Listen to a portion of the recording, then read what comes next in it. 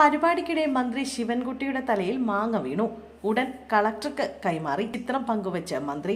പ്രസംഗത്തിനിടെ കണ്ണിമാങ്ങ ഞെട്ടറ്റ് തലയിലേക്ക്. താഴെ വീഴാതെ മാങ്ങ കൈപ്പിടിയിലൊതുക്കി മന്ത്രി വി ശിവൻകുട്ടി. ബഹ്റിൻ സർക്കാരിന്റെ പരമോന്നത ബഹുമതി ലഭിച്ച വ്യവസായി രവിപിള്ളയെ ആദരിക്കുന്ന ചടങ്ങിലാണ് മന്ത്രി ശിവൻകുട്ടിയുടെ തലയിലേക്ക് കണ്ണിമാങ്ങ വീണത്.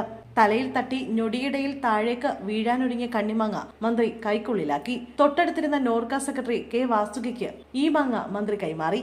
ഈ സംഭവം വേദിയിലാകെ ചിരി പടർന്നിരുന്നു. എന്നാൽ ഈ രംഗം ചിത്രീകരിച്ച കേരള മീഡിയ അക്കാദമിയിലെ ഫോട്ടോ ജേർണലിസം ഡിപ്ലോമ വിദ്യാർത്ഥിനി സുപർണ എസ് അനിലിനെ അഭിനന്ദിച്ചിരിക്കുകയാണ് മന്ത്രി ഇപ്പോൾ. തൊട്ടടുത്ത നിമിഷം ഇനിയും തലയിലേക്ക് മാങ്ങ വീഴുമോ എന്ന് മുകളിലേക്ക് നോക്കുന്ന മന്ത്രിയുടെയും പുഞ്ചിരിയോടെ തൊട്ടരികത്തിരിക്കുന്ന വാസുകിയുടെയും ചിത്രം കേരള മീഡിയ അക്കാദമി വിദ്യാർത്ഥിനിയായ സുപർണ എസ് അനിൽ പകർത്തുകയായിരുന്നു.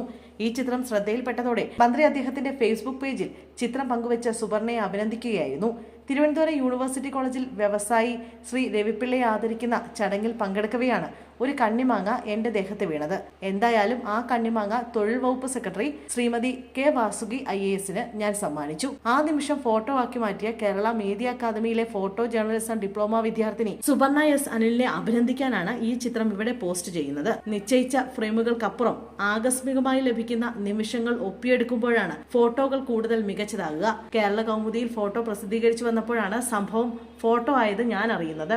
അഭിനന്ദനങ്ങൾ സുപർണ എസ് അനിൽ.